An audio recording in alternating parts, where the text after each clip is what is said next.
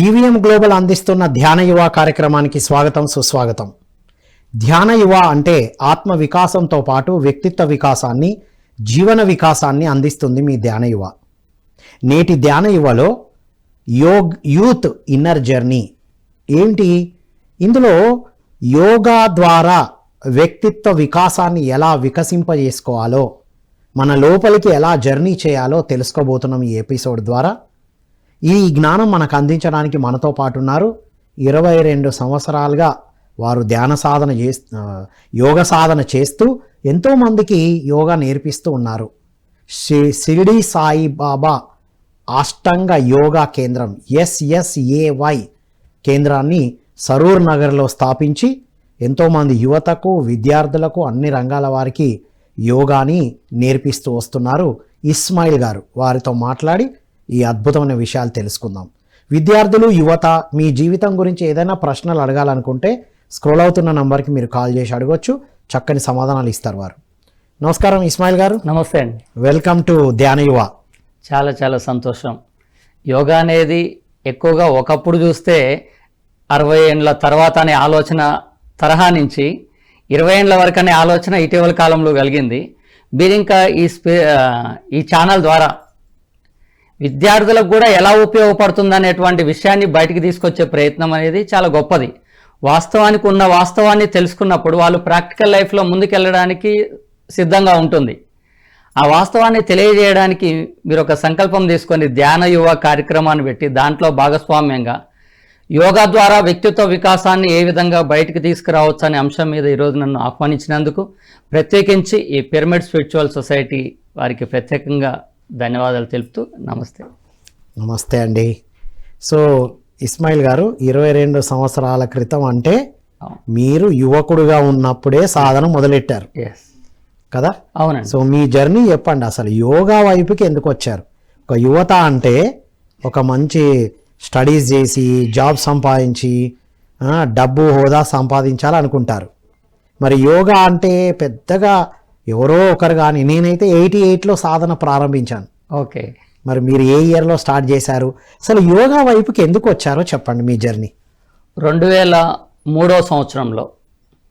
అప్పటి వరకు నా మానసిక స్థితి ఎలా ఉండేదంటే, మా 10th క్లాస్లో 56 మంది ఉంటే 56 మందిలో నేను బక్కగా ఉన్నది నేనే, చిన్నగా ఉన్నది నేనే, పొట్టిగా ఉన్నది నేనే.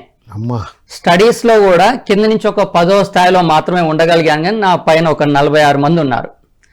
అటువంటి తరుణంలో నాకు భవిష్యత్తు మీద ఆలోచనలు ఎలా ఉండే అంటే, నేనేం చేయలేకపోవచ్చు, నేను చాలా బక్కగా ఉన్నా, సన్నగా ఉన్నా, పొట్టిగా ఉన్నా, శారీరకంగా కూడా దృఢంగా లేను, నేను నా లైఫ్లో ఏ విధంగా ముందుకెళ్లాలని క్వశ్చన్ మార్క్స్ బాగా ఉత్పన్నమవుతున్న సందర్భం, ఘర్షణ పడుతున్న తరుణం. ఇప్పుడు అది హై స్కూల్, ఇంటర్మీడియట్ అయిపోయి degree second year. Right. Intermediate age లోనే ఇవన్నీ ఈ ఆలోచనలు కలిగినాయి. ఎందుకంటే మనకి వెనకాలన్న శక్తి సామర్థ్యాలను బట్టి మన భవిష్యత్తు కానీ, మన ఎయిమ్ కానీ, దాన్ని తీర్చిదిద్దుకోవడానికి కావాల్సినటువంటి శక్తి సామర్థ్యాలు కానీ ఇవన్నీ ఆధారపడి ఉంటాయి. వెనకాల లైఫ్ చూస్తేనేమో క్లాస్లో అందరికన్నా సన్నగా ఉండడం, చిన్నగా ఉండడం, బక్కగా ఉండడం, దీంతో ఏమవుతుందంటే ప్రతి చోట వెనక్కుంటూ ఇంకా నా వల్ల ఏం కాదనేటువంటి పరిస్థితుల్లో ఒక డైన్మాలో ఉండి ఘర్షణ పడుతున్న సందర్భం. ఎక్కడ ఉండేవారు మీరు? నల్గొండ జిల్లా నేరేడుచెర్ల. రైట్. ఓకే. అక్కడ అప్పుడు ధ్యాన మండలి అని చెప్పేసి వాళ్ళు ఇది యోగ శిక్షణ, మెడికేషన్ యోగా అని చెప్పేసి ఒక పరిచయ కార్యక్రమాన్ని ఏర్పాటు చేశారు. MMY meditation medication yoga. ఆ పరిచయ కార్యక్రమానికి ఏర్పాటు చేశారు. 1.5 గంట ఉంటుంది రా అని బయట నిలబడితే రోడ్డు మీద పిలుస్తున్నారు. ఆ తర్వాత చివరిలో ఫ్రూట్స్ అవి ఇస్తామంటే సరే 1.5 గంటన్నర సేపు విందాం, ఫ్రూట్స్ తిందాం అని చెప్పేసి వెళ్ళి కూర్చున్న తర్వాత గురువు గారు అక్కడ కూర్చున్నారు. మమ్మల్ని ఒక 2 నిమిషాలు మెడిటేషన్ చేయించిన తర్వాత ఎవరు తీసుకున్నారు? అప్పుడు భిక్షమయ్య గారి యొక్క శిష్యుడు ప్రతాప్ మహారాజ్ అని ఉన్నారు. భిక్షమయ్య గారి ద్వారా ట్రైనింగ్ పొందిన గురుజీ ప్రతాప్ మహారాజ్ అని ఉన్నారు. ఆయన ఈ యోగా గురించి చెప్తూ ఆయన చెప్పినటువంటి మొట్టమొదటి మాట, నాకు బాగా నచ్చినటువంటి మాట ఏంటంటే, nothing is impossible for the human mind అన్నాడు. వాహ్. Nothing is impossible for the human mind.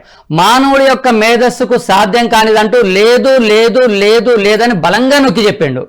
చెప్పిన తర్వాత దీని కులంతో కానీ, మతంతో కానీ, డబ్బుతో కానీ, రాజకీయంతో కానీ దేంతో పని లేదు, నువ్వు మానవుడు అయితే చాలన్నాడు.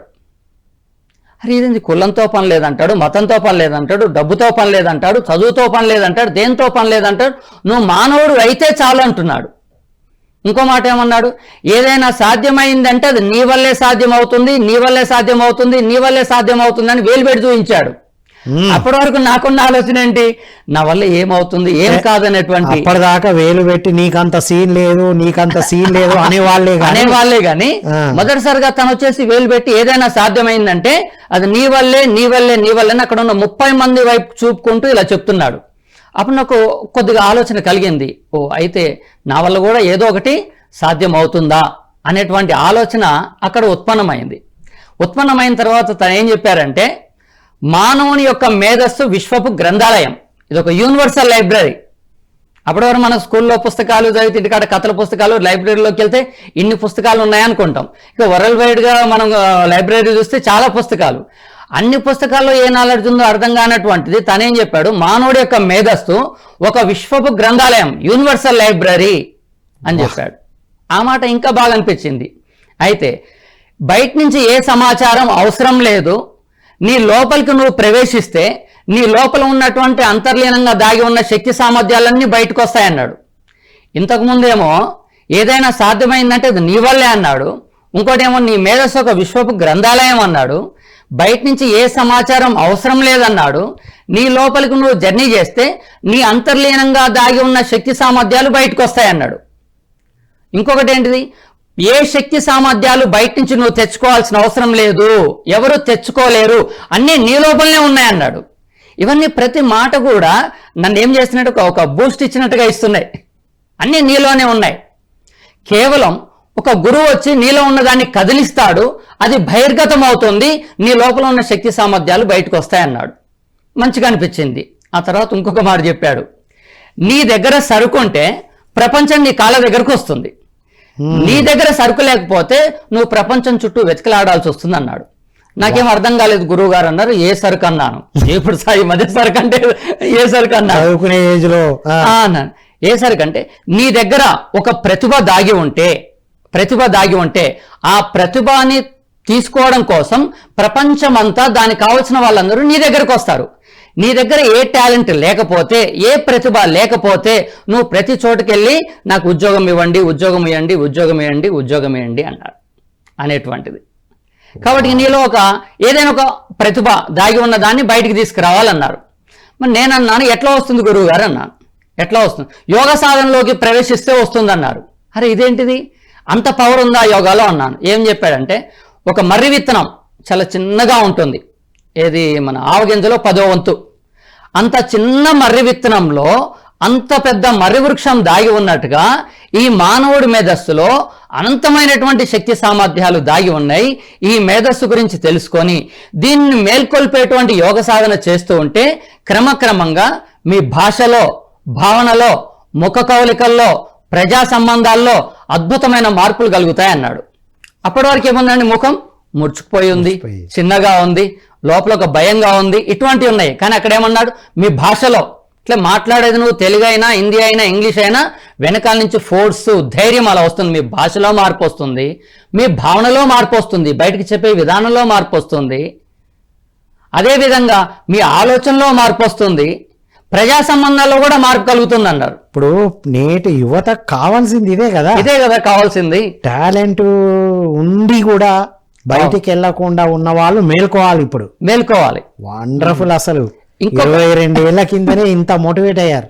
ఇంకో విషయం ఏంటంటే సార్, ఇక్కడ వ్యక్తిత్వ వికాసం, పర్సనాలిటీ డెవలప్మెంట్ అనగానే ఆ వ్యక్తికి మోటివేషన్ క్లాసెస్ ద్వారా ఒక మార్గదర్శకాన్ని చూపిస్తూ అతనికి కావలసిన విధంగా స్టఫ్ అంతా అందిస్తూ ఒక బూస్ట్ తీసుకొచ్చినప్పుడు అతను నేనేమైనా చేయగలుగుతాను అనుకుంటాడు, కొంత ప్లాన్ చేసుకుంటాడు. కానీ అది టెంపరవరీ మాత్రమే, పర్మనెంట్ కాదు. బయట నుంచి వచ్చేది టెంపరవరీయే.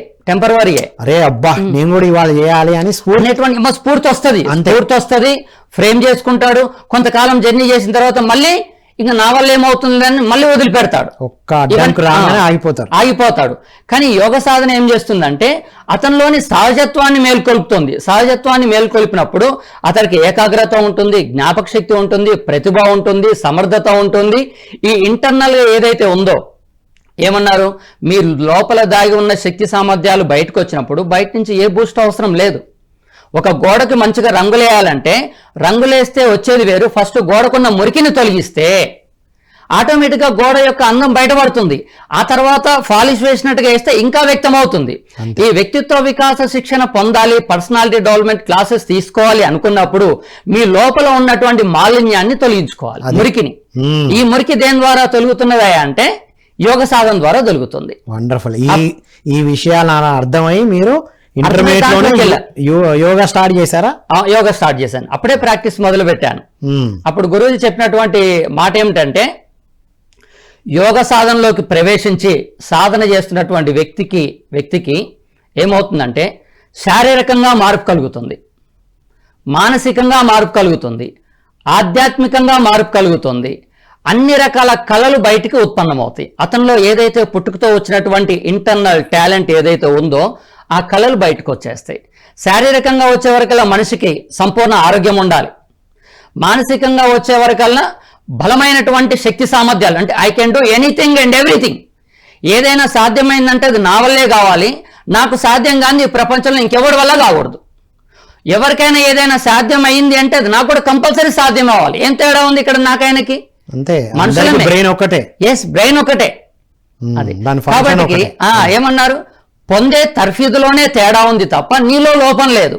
ఆ తర్ఫీదును మార్చుకుంటే అయిపోతుంది కదా అని చెప్పేసి అనుకొని ఆ తర్వాత ఆధ్యాత్మికంగా అన్నప్పుడు మన శాయశక్తిలో ప్రయత్నం చేసిన తర్వాతకి మన శక్తి సామర్థ్యాన్ని పెంచుకోవడానికి మరొక శక్తి మీద మనం ఆధారపడతాం. ఒక్కొక్కరు ఒక్కొక్క రకంగా భగవంతుని ఆరాధన చేస్తారు. అంటే ఇప్పుడు మీరు అప్పటి వరకు ఉన్న మీరు ఎన్ని సంవత్సరాలు ధ్యాన సాధన చేసి మీ మీద మీకు ఈ నమ్మకం పటుత్వం వచ్చాయి, నేను చిన్నగా ఉన్నాను బక్కగా ఉన్నాను అన్న భావన, మీరు ఎన్ని రోజులు సాధన, ఎలా సాధన చేస్తే ఆ భావన నుంచి బయటపడ్డారు? సాధనతో పాటు ఇంకేం చేశారు? కొన్ని విషయాలకు లాంగ్ ప్రాసెస్ ఉండొచ్చు, కానీ నమ్మడానికి ఊహకందనటువంటి విషయం ఓన్లీ 41 రోజు అండి. 41 రోజులు రెగ్యులర్ గా ప్రాక్టీస్ చేసినప్పుడు ఈ 42వ రోజు ఏం చేసినారంటే నేచర్కి తీసుకెళ్ళి అక్కడ కూర్చోబెట్టారు. మట్టపల్లి క్షేత్రం దగ్గర మొత్తం కొండలు ఉంటాయి, అటు కృష్ణానది ఉంటుంది, అటు సిమెంట్ ఫ్యాక్టరీలు, ఇటు గుట్టలు, ఇటు చెట్లు ఉంటాయి. అక్కడ కూర్చోబెట్టేసి అప్పుడు ఏమన్నారంటే, మీ మనసులో ఏదైతే భావన కలుగుతుందో ఆ నేచర్ని చూస్తూ ఒక కవిత రాయమన్నారు. వాస్తవానికి కాపీ కొట్టి కవితలు రాసే నేను ఆ రోజు ఆ నేచర్ని చూసుకుంటూ ఏకంగా ఒక పాటనే రాశాను. వావ్! పాటనే రాస్తే అక్కడున్న గురువు గారు ఏమన్నారంటే 10 మందిని ఒక దగ్గర కూర్చొని మీ 10 మందిలో ఎవరిది బాగుందో వాళ్ళు స్టేజ్ దగ్గర చదవాలన్నారు. మా 10 మంది అందరి విన్న తర్వాత నువ్వు వెళ్ళి స్టేజ్ దగ్గర పాడు బాబు అన్నారు. అప్పుడు నేను వెళ్ళి స్టేజ్ దగ్గర పాడితే ఆ గురువు గారు ఏమన్నారంటే, ఇప్పటికి ఒక 400 బ్యాచ్లు జరిగినాయి, అందరు కూడా కవితలు రాసినారు, కానీ నీకు పాట రాసినావు, ఆ ట్యూను వచ్చింది, పాట వచ్చింది, అన్నీ వచ్చినాయి, ఇంత ఏ విధంగా వచ్చింది లోపల అంటే మనసు ఎంత ప్రశాంతంగా ఉంటే. 41 రోజులకు ముందు నేను వేరు, 41 రోజుల తర్వాత నేను వేరు. ఇప్పటికీ నాకు ప్రశ్నార్థకమే, అప్పుడున్న లైఫ్ ఇది కాదు కదా, ఏం మార్పు వచ్చింది, ఇంత కాన్ఫిడెన్స్ ఎట్లా వచ్చింది? అన్ని సంవత్సరాలు పుస్తకాలు పట్టుకొని చదివినటువంటి నేను ఒక 41 రోజులు యోగా ప్రాక్టీస్ చేసినప్పుడు ఏ విధమైనటువంటి మార్పులు చేర్పులు లోపల జరిగాయి, అసలు ఇంత అద్భుతంగా ఎలా ఉంటుందని చెప్పేసి నేను అప్పుడు ఫర్దర్ కోర్సులకు కూడా చెప్పారు కదా, నీ దగ్గర ఏదైనా సరుకు ఉంటే ప్రపంచం నీ దగ్గరకు వస్తుంది అన్నారు. అప్పుడు నేను అనుకున్నాను యోగానే పట్టుకుందాం అనుకున్నాను. మీ దగ్గర సరుకున్న సంగతి అర్థమైంది. అయితే ఆ సరుకును ఏం సరుకు, మరి ఇప్పుడు పొలం ఉంది, సదునైపోయింది, 41 రోజులు పంట వేయాలి. ఇంతకుముందు చదువుకున్న దాంట్లో ఆ పుస్తకాల సబ్జెక్ట్ ద్వారా వచ్చింది తక్కువ ఉంది, మరి ఇప్పుడు నేను ఏమయ్యాలి? అరే ఇదేదో వ్యక్తిలో మార్పు తీసుకొస్తుంది కదా, నాలోనే మార్పు కలిగింది కదా, నేనెందుకు యోగ సాధన చేయకూడదు? చేసినటువంటి సాధన ద్వారా వచ్చిన మార్పుల్ని వీళ్ళకి ఎందుకు చెప్పకూడదు? ఎందువల్లంటే యోగా ద్వారా సంపూర్ణమైనటువంటి ఆరోగ్యం, శరీరంలో ఎటువంటి డిసీజ్ ఉండే ప్రసక్తే లేదు. ఒకవేళ డిసీజ్ వచ్చింది అంటే నార్మల్గా ఉన్నటువంటి వ్యక్తికి 15 రోజులు దాని ప్రభావం ఉంటే ఇతనికి 1-2 డేస్ మాత్రమే ఉంటుంది. ఒక్కొక్కసారి ఆ డిసీజ్ బయట కూడా పడకుండానే డైల్యూట్ అయిపోతుందండి లోపల. ఏ రోజు ఒక టాబ్లెట్తో పని లేకుండా మనిషి జీవించాలి అంటే దానికి చక్కనైన మార్గం ఏదైనా ఉందంటే యోగ సాధన. ఇది మనిషిని శారీరకంగా బలంగా తయారు చేస్తుంది, పరిపూర్ణ వ్యక్తిత్వాన్ని ఇస్తుంది, అంతర్ముఖ ప్రయాణం చేపిస్తుంది, అతనిలో ఉన్న శక్తి సామర్థ్యాలు కళలు బయటకు వస్తాయి. అవి బయటకు వచ్చిన తర్వాత ప్రపంచం ఆటోమేటిక్గా తన వైపు చూస్తుంది. ఇప్పటివరకు నేను పిల్లలకు 70,000 మందికి నేర్పించానండి. 80,000కు పైగా పెద్దవాళ్ళు నేర్చుకున్నారు. ఇప్పుడు నా వాట్సాప్లో చూసిన 14,000 వాట్సాప్ కాంటాక్ట్స్ కనిపిస్తాయి. 14,000 మందికి. పొట్టి శ్రీరాములు తెలుగు యూనివర్సిటీలో స్వధర్మ యోగి అనేటువంటి అవార్డు కపిల మహర్షి యోగా రీసెర్చ్ సెంటర్ వాళ్ళు. తర్వాత ఆంధ్ర సరస్వత పరిషత్తులో నవరత్న అవార్డు. మళ్ళీ సెకండ్ టైం పొట్టి శ్రీరాములు దాంట్లో యోగరత్న అవార్డు. గాంధీ గ్లోబల్ ఫ్యామిలీలో యోగ సేవరత్న అవార్డు. సుమారు ఒక 8 అవార్డ్స్ కేవలం ఇలా ఉన్నటువంటి వ్యక్తిగా ఉన్నటువంటి వ్యక్తి సమిష్టితో ఉన్నప్పుడు, వ్యక్తి మేధస్సును సమిష్టి మేధస్సుతో అనుసంధానం చేసినప్పుడు, బయట ప్రపంచంలో తిరుగుతున్నటువంటి నేను నా శక్తి సామర్థ్యాలను చూసుకోవడం కోసం నా లోపలికి ప్రయాణం చేసినప్పుడు, మళ్ళీ ఇప్పుడు ప్రయాణం అనగానే నెలల తరబడి, సంవత్సరాల తరబడి, రోజులో ఎక్కువ గంటలు ప్రయాణం కూడా కాదు, రోజు ఒక గంట సేపు ప్రాక్టీస్ చేస్తే, ప్రతిరోజు 1 గంట 41 రోజులు ప్రాక్టీస్ చేస్తే మీరు దీన్ని ప్రొఫెషన్ గా తీసుకోవాలని డిసైడ్ అయ్యి నుంచి దీనికి సంబంధించిన కోర్సులు చేసుకుంటూ అన్ని కోర్సులు చేశాను. యోగాకు సంబంధించిన ఏ ఉన్నాయో అన్ని చేసేసాను. అన్ని కోర్సులు చేశాను. ఆ కోర్సులు చేయడమే కాకుండా 22 సంవత్సరాలుగా నిత్య విద్యార్థిలాగా ప్రతి సంవత్సరం సమ్మర్ హాలిడేస్లో ఏదో ఒక కొత్త ప్రోగ్రాంకి వెళ్తాను. నేను అలయార్లో స్వామి దగ్గర చేశాను, మన జగ్గి వాసుదేవరావు దగ్గరికి. నిన్న మేము డాక్టర్ రాకేష్ గారితో జర్నీ చేసి వచ్చేది ఏకం అబెండెన్స్ ఫెస్టివల్ అని చెప్పేసి తడా ఇక్కడ తిరుపతి దగ్గర 1 వీక్ రెసిడెన్షియల్ ప్రోగ్రామ్కి వెళ్ళి రావడం జరిగింది. నిరంతరం నేర్చుకుంటూ ప్రాక్టీస్ చేసుకుంటూ కొన్ని వందల మంది జీవితాల్లో మార్పు తీసుకురావడానికి ప్రయత్నం చేస్తున్నాం. సహజమని మీరు ఆ పని చేస్తున్నారు, నేను ఈ పని చేస్తున్నాను, భగవంతుడు అది ఇచ్చారన్నట్టుగా ముందుకెళ్ళడంలో మంచి హ్యాపీనెస్ అనేది మంచి వండర్ఫుల్ ఇస్మాయిల్ గారు, అద్భుతమైన మోటివేషన్ ప్రతి యువతకి. మీ నుంచి మీరు యువత విద్యార్థులు మీ జీవితానికి సంబంధించిన ఏదైనా ప్రశ్నలు అడగాలనుకుంటే స్క్రోల్ అవుతున్న నంబర్కి మీరు కాల్ చేసి అడగొచ్చు. ఎస్ ఇస్మాయిల్ గారు, అప్పుడు ఇక దీన్ని ఒక ప్రొఫెషన్ లాగా తీసుకోవాలని చెప్పి ఎన్నో అవార్డ్స్ సాధించారు.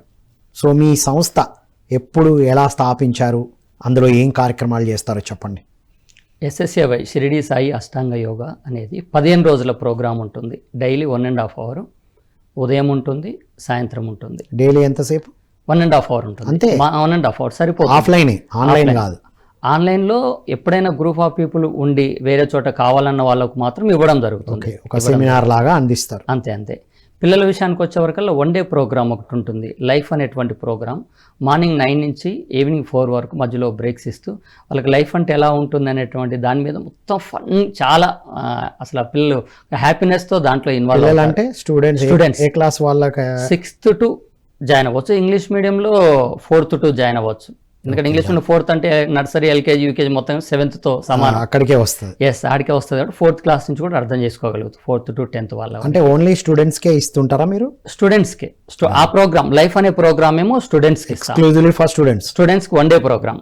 ఆ తర్వాత అదే స్కూళ్ళల్లో 8 days బాలల వ్యక్తిత్వ వికాస యోగ శిక్షణ అని చెప్పేసి, బాల్యంలో వేసిన విత్తనాలే మనిషిని బ్రతుకంతా నడిపిస్తాయి. అటువంటి నిర్మలమైనటువంటి మనసులో ఎటువంటి విత్తనాలు నాటుపెట్టాలి అనేటువంటి దాన్ని తీసుకొని అక్కడ చెప్పడం జరుగుతుంది. దీనికి రీజన్ ఏంటంటే, నేను 6th class to 10th class పిల్లల్ని తీసుకొని వాళ్ళు నాకు ఫేవర్గా ఉన్నప్పుడు, నేను మీ పేరు రాయొద్దు, మీ క్లాస్ మాత్రమే రాయండి, అయితే నేను ఒక 2 ప్రశ్నలు వేస్తాను, వాటికి ఉన్నట్టుగా సమాధానం బయటికి రాయండి అన్నప్పుడు పిల్లలకు మొదటి ప్రశ్న ఏంటంటే, నువ్వు ఆనందంగా ఉండలేకపోవడానికి గల కారణం ఏంటి? ఫస్ట్ నీ యొక్క హ్యాపీనెస్ కావాలి నాకు. ఏ రీజన్ వల్ల నువ్వు ఆనందంగా ఉండలేకపోతున్నావు? ఇప్పుడు నా విషయానికి వచ్చేవరకల్లా బక్కగా, పొట్టిగా, సన్నగా, అందరూ నెగ్లెక్ట్ చేస్తున్నారు, దూరం పెడుతున్నారు, కలవలేకపోతున్నాను, ఇటువంటివి నన్ను ఎప్పుడో అంతర్ముఖంగా బాధ పెట్టేవి. ఇట్లా నువ్వు ఆనందంగా ఉండలేకపోవడానికి గల కారణాలు ఏమిటి? రెండోది, నువ్వు ఉన్నతంగా చదువుకోలేకపోవడానికి గల కారణాలు ఏమిటి అని నేను ఆ క్వశ్చన్స్ రాయించినప్పుడు పిల్లలు వాళ్ళ మైండ్లో ఏదైతే ఉందో అది రాసినారు. నెక్స్ట్ ఎప్పుడైనా అవకాశం ఉంటే నేను ఎపిసోడ్లో పేరు లేకుండా రాయమన్నప్పుడు టోటల్ ఓపెన్ అయ్యారు. ఓపెన్ అయినప్పుడు ఒక్కొక్క పిల్లవాడు 18 నుంచి 35 ప్రాబ్లమ్స్ రాసినారండి. చిన్న పిల్లాడు 6th క్లాస్ నుండి. ఎస్, 6th వాళ్ళకే అన్ని ప్రాబ్లమ్స్ ఉన్నాయి.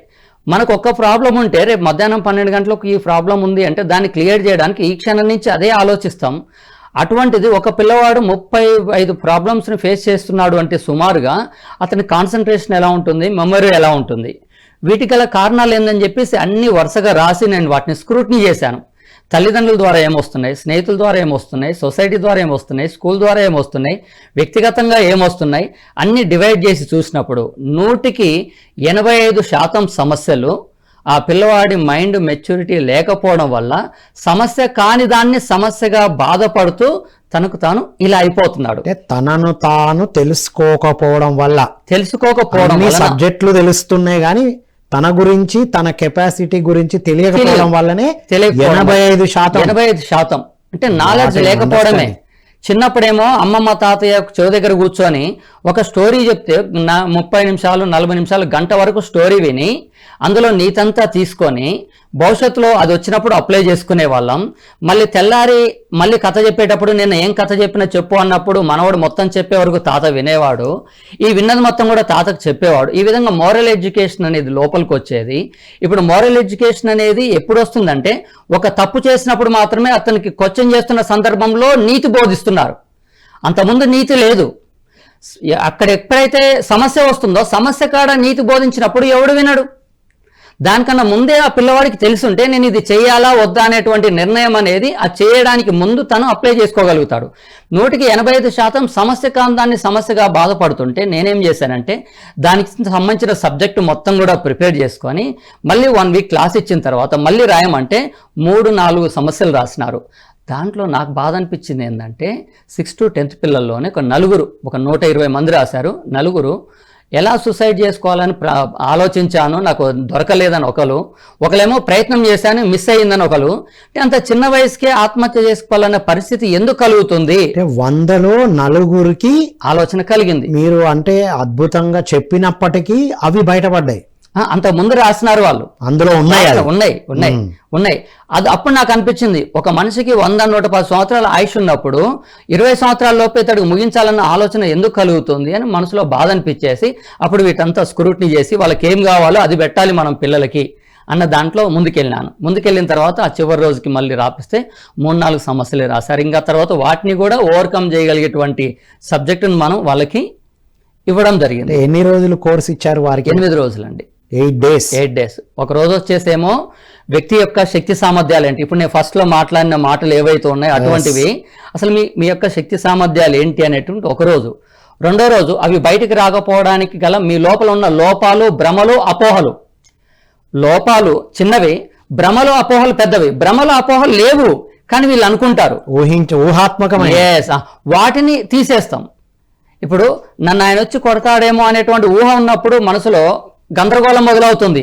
అతను వచ్చి నాకు హెల్ప్ చేస్తాడంటే హ్యాపీనెస్ వస్తుంది, అది ఊహలోనే ఉంది. ఎగ్జాంపుల్ మీదే తీసుకోండి కదా, మీరు ధ్యానానికి మరి యోగాకి ముందు నేను ఇలా ఉన్నా అలా ఉన్నా అది లోపం కాదు వాళ్ళు అంటున్నారు అందువల్లనేమో అనేటువంటి ఊహాత్మకమైన భావన అది వెళ్ళిపోయింది మీకు. అది వెళ్ళిపోయి నేనేమనుకున్నా అంటే ఒక మనిషి కేంద్రకం ఒక దగ్గరుండి పరిధి అనంతంగా ఉంటుంది. ఆ కేంద్రకమే నాలో ఉన్న శక్తి సామర్థ్యాలు, పరిధే ఈ ప్రపంచమంతా. నేను యోగ సాధన చేసి నేర్చుకున్న సబ్జెక్టు ఒకనాటికి ప్రపంచవ్యాప్తంగా వెళ్ళే అవకాశం ఉంటుంది.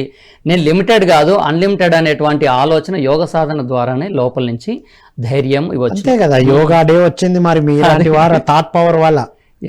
యోగా డే వచ్చింది, మెడిటేషన్ డే వచ్చింది. అవును. ఇంతెందుకు సార్, పిల్లలు భయంతో ఉన్న వాళ్ళకి ఒక 8 నిమిషాలు కళ్ళు మూసుకొని మన పత్రిజీ సార్ చెప్పినట్లుగా చేతిలో చేసి కాలు మీద కాలేసి కళ్ళు మూసుకొని జస్ట్ జరుగుతున్న శ్వాసని గమనిస్తే 8 నిమిషాల తర్వాత వాళ్ళ ఆత్మవిశ్వాసంలోనే మార్పు కలుగుతుంది. అంటే ఎంత ఇంటర్నల్ ఎనర్జీని తను వాడుకుంటున్నాడు. బయట నుంచి ఏటీఎం కార్డు పెట్టి పిన్ కోడ్ ఇవన్నీ పెట్టి డబ్బులు తీసుకుంటాం, బ్యాంకులో అమౌంట్ ఉంటే తీసుకోగలుగుతాం, మన అకౌంట్లో ఉంటే తీసుకోగలుగుతాం. కానీ మనకు మానవుడి జన్మ లభించడం అనేది అదృష్టము, వరము, అందులో అనుమానమే లేదు. 84 లక్షల జీవరాశుల్లో మానవుడి జన్మ లభించడం అనేది చాలా శ్రేష్టమైనది. అటువంటి దీనికి మనం పుట్టుకతోనే వచ్చేసిన ఈ శక్తి సామర్థ్యాలు, దీనికి మనం యోగ సాధన, ధ్యానం అనేటువంటి పద్ధతులు ఉపయోగించి ఆ ఏటీఎం కార్డ్ని లోపల పెట్టుకొని కోడ్ ఓపెన్ చేసి, పెద్దవాళ్ళకైతే 1 అవర్, పిల్లవాళ్ళకైతే 20 నిమిషాల కన్నా ఎక్కువ అవసరం లేదండి. ఇప్పుడు ఐఏఎస్ ప్రిపేర్ అవుతున్నారు, ఎంసెట్ ప్రిపేర్ అవుతున్నారు, వాళ్ళు మెడిటేషన్ చేయకపోయి ఉంటే ఒక ప్రశ్నకు ఆన్సర్ రావాలి అంటే సుమారు ఒక 15 సార్లు చదివితే ఆన్సర్ వస్తే మెడిటేషన్ తర్వాత 6 సార్లకే అయిపోతుందండి. మిగిలిన ఎంత సమయం సేవ్ అవుతుంది చూడండి. యోగ సాధన చేస్తే. అల్టిమేట్ పాయింట్ ఒకటి చెప్పారు. అవును. ఏటీఎం కార్డు అంతే కదా. పెద్దవాళ్ళు అయితే 60 కోడ్, అంతే 60 నిమిషాలు. 60 నిమిషాలు. పిల్లలు అయితే 20 కోడ్. అవును, అంతే అయిపోయింది కదా. ఏటీఎం కార్డ్ ఆ తక్కువ సమయాన్ని ఇస్తే చాలు కంట్రోల్లోకి వస్తుంది. ఎలా జరుగుతుంది గురువుగారు ఇది అన్నప్పుడు, ఒక మనసు నుంచి విడుదలయ్యేటువంటి ఆలోచనలు ఒక సెకండ్కి ఆ పౌనపుణ్యాలు, ఆలోచన తరంగాలు, విద్యుత్ అయస్కాంత శక్తి బయటికి వెళ్ళేది. 14 నుంచి 24, 24 నుంచి 40 వరకు జర్నీ చేస్తున్నటువంటి స్థితి స్థాయి ఏదైతే ఉందో దాన్ని బీటా స్టేట్ అంటారు. అప్పుడు ఆలోచనలు అప్పుడు ఎలా ఉంటుందంటే గందరగోళమైన పరిస్థితి ఉంటుంది. హెవీగా వైబ్రేషన్ స్ట్రగుల్ అవుతుంటాడు, ఇట్లా ఉంటాయి. స్ట్రగుల్ అవుతుంటాడు. ఏకాగ్రత ఉండదు, జ్ఞాపక శక్తి ఉండదు. అప్పుడు తన అంతరంగానికి వ్యతిరేకంగా జీవిస్తాడు. నా వల్ల ఏం కాదు, నేనేం చేయలేకపోతున్నా, చదవలేకపోతున్నా, ఈ టైం లేవాలనుకున్నా లేవలేకపోయాను, చేయాలనుకున్నాను చేయలేకపోయాను, ఇటువంటివన్నీ ఉత్పన్నమవుతాయి. ఉత్పన్నమయ్యే వరకు ఏముందంటే బయట నుంచి ఏది కూడా తీసుకోలేడు. క్లాస్లో ఉంటాడు, వింటాడు, కానీ బ్రెయిన్ మాత్రం ఏది తీసుకోదు. అటువంటి అలజడితో కూడినటువంటి ఆలోచన తరంగాలు 14 నుంచి 24 మధ్య ఉంటాయి.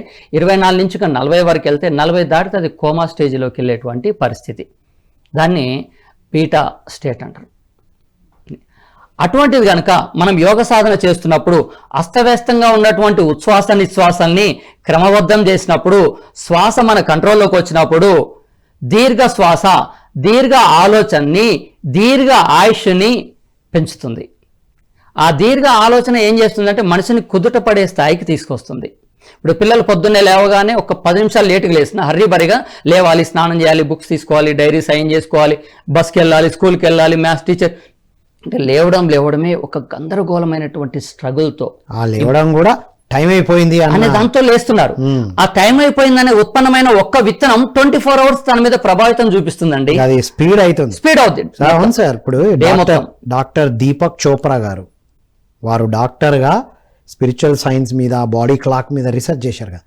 టైం లేదు అన్న ఒక్క మాట అవును మొత్తం మన బాడీ యాక్టివేషన్ డబుల్ అవుతుంది, హార్ట్ బీట్ పెరుగుతుంది, కెమికల్స్ ఎక్కువ, రియాక్షన్స్ ఎక్కువైతాయి. మళ్ళీ దాని యొక్క ప్రభావం 24 అవర్స్ ఉంటుంది. ఓకే, టైం లేదు, బండి మీద పోయేవాడిని, క్యాబ్ బుక్ చేసుకుంటే డైరెక్ట్ బస్సులో పోయేవాడిని, క్యాబ్ అయితే డైరెక్ట్ వెళ్ళిపోతా, టైం సేవ్ అయిపోతుంది. పోనీ మెట్రో ఎక్కితే తొందరగా వెళ్ళిపోతే సేవ్ అయిపోతుంది. ఈ రోజు జరిగింది రేపు జరగనివ్వకూడదు అనేటువంటి ప్లానింగ్ చేసుకుంటే పర్వాలేదు. ఆ డే మొత్తం ఎఫెక్ట్ ఉంటుంది. ఆ ఎఫెక్ట్ ఉన్న దాన్ని కంట్రోల్ చేయడానికి 4 నిమిషాల సమయం చాలు. తర్వాత చెప్తాను సార్. తర్వాత 7 నుంచి 13 ఆలోచనల మధ్య ఉన్నట్టయితే దీన్ని ఆల్ఫా స్టేట్ అంటారు. ఇక్కడ ఏకాగ్రత ఉంటుంది. అంటే పిల్లవాడు ఒక 5 నిమిషాలు 8 నిమిషాలు చేసిన మెడిటేషన్ ద్వారా, 4 నిమిషాలు చేసిన బ్రీతింగ్ టెక్నిక్స్ ద్వారా అంత విపరీతంగా వెళ్తున్నటువంటి ఆలోచన తరంగాలన్నీ కూడా కంట్రోల్లోకి వచ్చేసి ఏకాగ్రత కుదురుతుంది, జ్ఞాపక శక్తి ఉంటుంది, గ్రహణ శక్తి పెరుగుతుంది, అంతరంగానికి అనుగుణంగా ఉంటాడు. ఓకే, నేను ఏమైనా చేయగలను అనేటువంటి తన విశ్వాసంతో కనెక్ట్ అయి ఉంటాడు. అప్పుడు ఆ రోజు మొత్తం కూడా ఏది చెప్తున్నా గ్రహించగలుగుతాడు.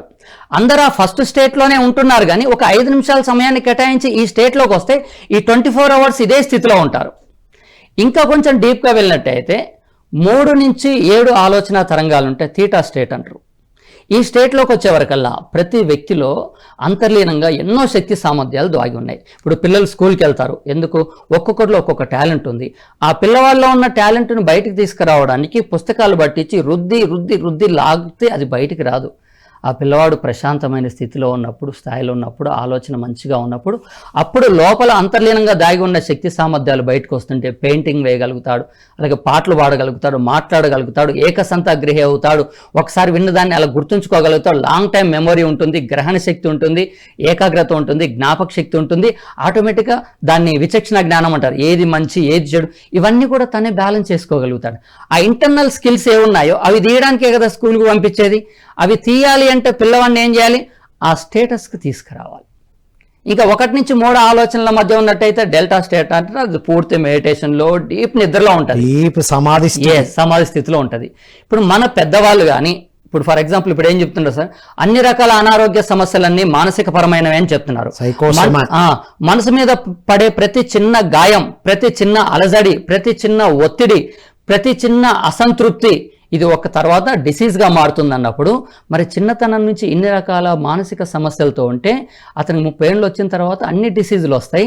అప్పుడు లైఫ్ నెల ముందుకు తీసుకెళ్తాడు. ఇది అల్టిమేట్ పాయింట్ చెప్పారు మీరు.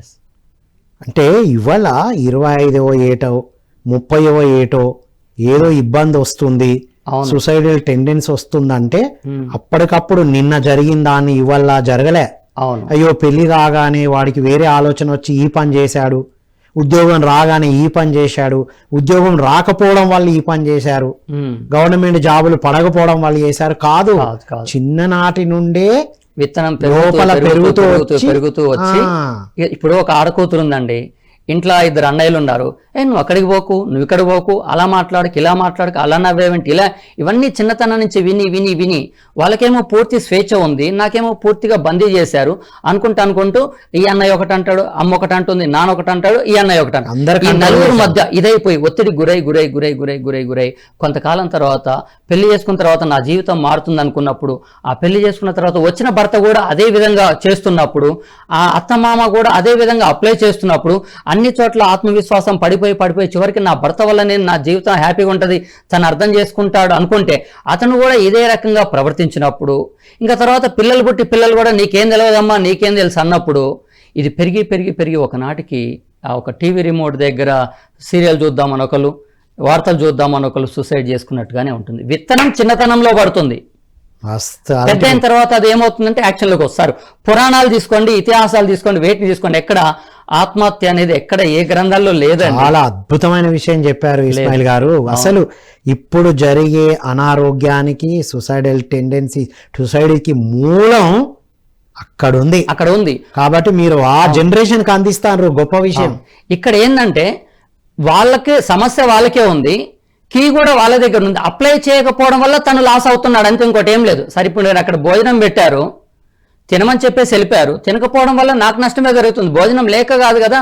24 గంటల సమయంలో ఒక 30 నిమిషాలు సమయాన్ని కేటాయించి ఈ చెప్పినటువంటి ప్రాణాయామాలు, ధ్యాన సాధన ఒక 10 నిమిషాల సమయాన్ని కేటాయిస్తే ఎంత సమయం సేవ్ అవుతుంది, అటువంటిప్పుడు ఎంత హ్యాపీ ఉంటుంది. అదేం చేస్తుంది మనకు అరే ఇంతకుముందు వచ్చిన స్కోర్ కన్నా ఇప్పుడు స్కోర్ ఎక్కువ, ఇంకా నేను చేయగలుగుతానని డే బై డే విశ్వాసం పెరుగుతుంది. తనతో తాను పోటీ పడతాడు, వేరే వాళ్ళతో పోటీ పడడం మానేస్తాడు. ఇప్పుడు మీరు చివరిగా మీరు పాయింట్స్ చెప్పండి. ఒక యువత, ఒక విద్యార్థి ఇలా రొటీన్లో ఉంటూ ఇది కాదని లోపల నలుగుతున్న ప్రతి ఒక్క విద్యార్థి ఒకరోజు దినచర్య ఎలా ఉండాలి? ఒక స్కూల్కి వెళ్తున్నాడు, కాలేజీకి వెళ్తున్నాడు, ఉద్యోగానికి వెళ్తున్నారు, వాళ్ళకి ఎలా ఉండాలి? యోగా ఏ టైంలో చేయాలి అనేది ఒక్కసారి చెప్పండి. బిఫోర్ 8, ఆఫ్టర్ 8 షెడ్యూల్ చెప్పండి. ఆఫ్టర్ 6 ఇప్పుడు అందరికీ స్కూల్లో కాలేజీలో షెడ్యూల్ ఉంది, ఉన్నది. బిఫోర్ 8 ఏం చేయాలనో తెలియదు, ఆఫ్టర్ 6 ఏం చేయాలనో తెలియదు. అది చెప్పండి. తెలియదు. ఈ కరోనాకు ముందు మనం చూసుకున్నట్లయితే ఈ స్క్రీన్ ఎడిక్షన్ ఏదైతే ఉందో తక్కువగా ఉంది. కరోనా సమయంలో 3 నెలలు 4 నెలలు ఎక్కువగా ఉండడం వలన ఇండ్లలో స్క్రీన్కు, ఫోన్కు అడిక్ట్ అయిపోయి, టీవీకి కానీ ఫోన్కు కానీ అడిక్ట్ అయిపోయి బయటికి రాలేని స్థితిలో ఇప్పుడు జనాలకు టైం లేదనేటువంటి ఒక ఆలోచన కలిగింది. 24 అవర్స్ కాదు 28 అవర్స్ ఉంటే బాగుండు అనుకుంటున్నారు. వాళ్ళకి తెలవకుండానే లేచిన ఒక 10 సెకండ్స్ 1 మినిట్ అయినా కానీ దన్మని మళ్ళీ స్క్రీన్ దగ్గరికి వెళ్ళి నోటిఫికేషన్స్ ఏమైనా ఉన్నాయా చూడడం అనే దాంట్లోకి వెళ్ళారు. ఇటువంటి తరుణంలో సెల్ఫ్ కంట్రోల్ అనేది మనుషులకు తగ్గిపోయింది. ఎప్పుడైతే యోగ సాధన లేకపోవడం వల్ల తన ఈ ఇంద్రియాలు ఏవైతే ఉన్నాయో అవన్నీ అతని బలహీనలతో మానసిక ఒత్తిడిని తీసుకొస్తాయి. ఒత్తిడిలో తనకు తెలియకుండా టైం చాలా లాస్ అవుతుంది. ఎప్పుడైతే ఉదయం 6 గంటల లోపు ఒక 30 నిమిషాల సమయాన్ని కేటాయించుకొని చేసినట్టయితే, లేదా 20 నిమిషాల సమయాన్ని కేటాయించుకొని, లేదా రోజు మొత్తంలో నేనేం చేస్తున్నానని ఒకసారి డైరీ మనం చూసుకుంటే ఎంత సమయం ఎక్కడ దేనికి మనం ఖర్చు అవుతుంది. ఖర్చు అయ్యే దాంట్లో ఫ్యూచర్కు సంబంధించింది ఏముంది, సమయాన్ని వృధా చేస్తున్నది ఏమున్నది, ఏది బ్రేక్ చేస్తే ఎక్కువ సమయాన్ని మనం కేటాయించగలుగుతాం అని మనం చూసుకున్నప్పుడు, వాళ్ళు పిల్లలు ఉన్నారు, పొద్దున్నే లేవగానే పుస్తకం పట్టారంటే ఒక 2 అవర్స్ పడతారు. ఇక నైట్ అయితే 12, 1, 2 వరకు చదువుతారు, పొద్దున్నే 7, 8 వరకు నిద్రపోవడం జరుగుతుంది. ఈ రాత్రిపూట చేసే 3 గంటల వర్క్ ఏదైతుందో ఉదయం పూట 1 అవర్ సరిపోతుంది. టైం షెడ్యూల్ మార్చుకుంటే 2 అవర్స్ సేమ్ అవుతుంది. అల్టిమేట్ సజెషన్స్ ఇచ్చారు. ఇంకా మీ నుండి రెగ్యులర్ ఎపిసోడ్స్ మనం ప్లాన్ చేద్దాం. సో చివరగా మీ మెసేజ్. ప్రతి వ్యక్తికి ఈ సృష్టిలో తను ఏదైనా సాధించి తన ఉనికిని బయట పెట్టుకోగలిగేటువంటి శక్తి సామర్థ్యాలు పుట్టుకతోనే వచ్చాయి. గురువు అనేటువంటి మార్గదర్శకంలో నడుస్తూ ఈ యొక్క ఆధ్యాత్మిక సాధనని తన జీవితంలో ఇంప్లిమెంట్ చేసుకుంటూ జర్నీ ముందుకు సాగదీసినట్టయితే విద్యార్థి జీవితంలో, యువత జీవితంలో, మధ్య వయసులో, వివాహ జీవితంలో, వృద్ధాప్యంలో ప్రతిదీ కూడా ఇతరులకు జలసి ఉండేలాగా, ఇతరులకు మార్గదర్శకం ఉండేలాగా వాళ్ళు జీవించవచ్చు. అటువంటి సందర్భంలో ఐఏఎస్ కానీ, ఐఆర్ఎస్ కానీ, ఐఎఫ్ఎస్ కానీ, ఎంసెట్ కానీ ఏవి కూడా మీకు పెద్ద కష్టతరమైనవి కావు. కాబట్టి మీ జీవితంలో ఇప్పటి నుంచైనా యోగ సాధనకి, ధ్యానానికి మీరు ప్రయత్నం చేయండి. ఒక 20 నిమిషాల మెడిటేషన్ చేసి చూడండి, రిజల్ట్ మీకే వస్తుంది, మీరే మాట్లాడగలుగుతారు. వండర్ఫుల్ ఇస్మాయిల్ గారు, థ్యాంక్ యూ సో మచ్. నమస్తే అండి. ఇది my dear students, youth of India and the world. విన్నాం కదా, ఒక ఇంటర్మీడియట్ అయిపోయిన తర్వాత యోగా నేర్చుకోవడం వల్ల ఏం జరుగుతుంది, ఎలా ఉంటారు వారు, ఏ రంగంలో. అలా నేర్చుకున్న వారు మనకి ఇస్మాయిల్ ఒక్కరే కనబడ్డారు. ఆ గ్రూప్లో నేర్చుకునేవారు ఏ రంగంలో ఉన్నా ఇంత ఆనందంగా హ్యాపీగా ఉన్నవాళ్ళు ఉన్నారు. మనం 88లో హై స్కూల్లోనే మనం యోగా నేర్చుకున్నాం. తర్వాత సెల్ఫ్ హిప్నాసిస్ మన స్టోరీ చెప్పుకున్నాం కదా.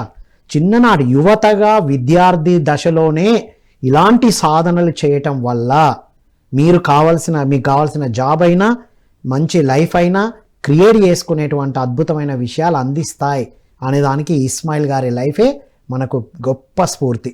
సో వారి ద్వారా మరెన్నో అద్భుతమైన విషయాలు తెలుసుకుందాం. సో ఈరోజు వారు అద్భుతమైన సజెషన్స్ ఇచ్చారు.